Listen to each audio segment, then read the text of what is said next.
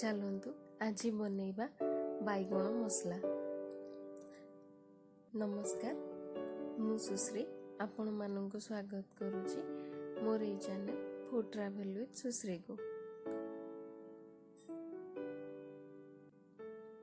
देखंतु प्रथमे बैगण को आमे काटिबा, ताकू चारिटा कट दबा, तार मुंडी लगी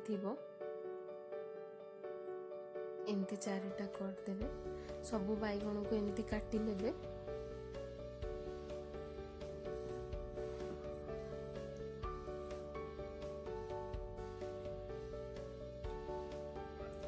वर्तमान कड़ाई रे तेल दे कड़ाई गरम करी बैगण को भाजिबा।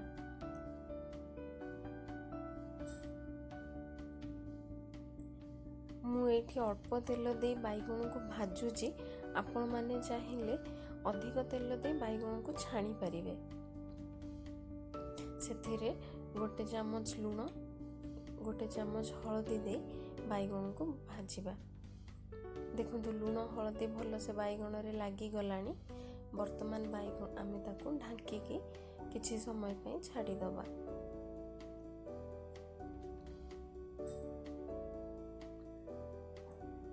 तीन मिनिट परे ताकू खोली की देखिबे। गोटे साइड हो जाइए। वर्तमान बैगण को उल्टेबा, ताकू आउ थे ढांकी किछि समय पे भाजिबे। वर्तमान आम तैयारी करबा मसला।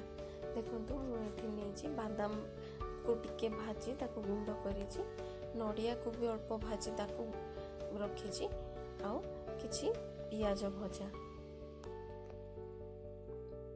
ता देहरे मिसेबा।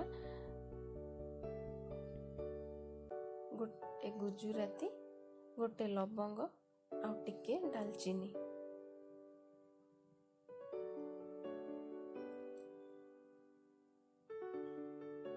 वर्तमान कड़ाई रे तेल गरम करिबा, जीरा पकेबा, कंचा लंका,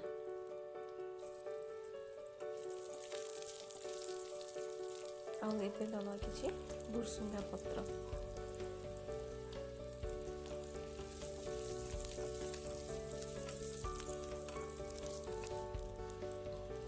वर्तमान दबा गोटे चामच अदा रसुण पेस्ट।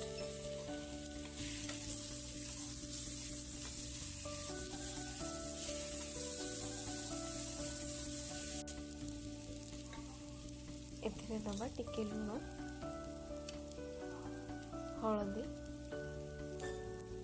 लंका गुंड, धनिया गुंड।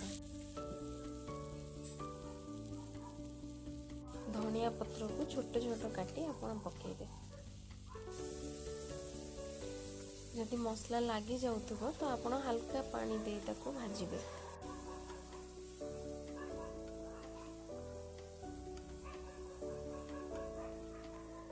देखंतु मसला मोर भाजी हे आसिलानी। वर्तमान मु करिथिबा पेस्ट को सेतिरे पकोउछि।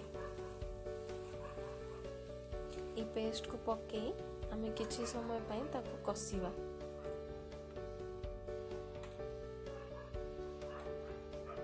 सेतिरे आमे अल्प अल्प पानी दे ताको कसिबा।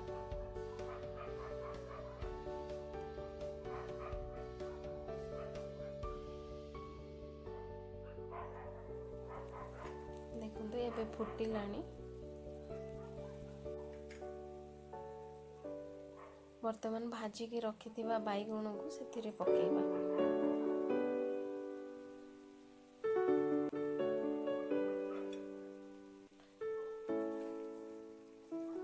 बैगण को पकई सेतिरे मसला को कसिबा। बैगण को सेतिरे वर्तमान ताको घोड़े दबा। आ बैगण को किछि समय सिजिबा को छाड़िबा। सेतिरे एमती मझिरे मझिरे खोलिकी आपण चेक करिवे। लागी जाउथबो जदि पानी टिके देबे।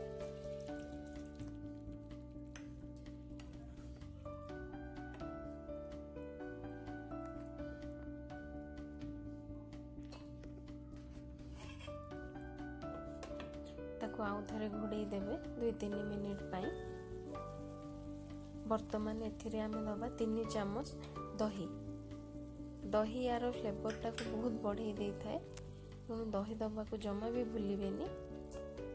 दही दे आपण याको किछि समय पे भाजिबे, आउ थरे याको घोड़े देवे 5 मिनिट पाई। देखो 5 मिनिट हो गला।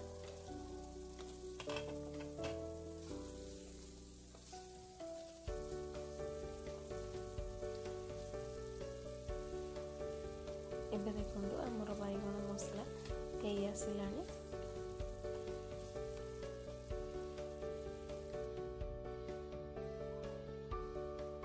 देखो हो गला आमर बैगण मसला। आपण माने बनातु, मते कमेंट बॉक्स रे जणातु केमिति लागिला। आशा करूची आपण मानकु बहुत भल लागिबो रेसिपीटी। मो चैनल को लाइक शेयर सब्सक्राइब करने को जमा भूलिबेनी। रहुची, नमस्कार।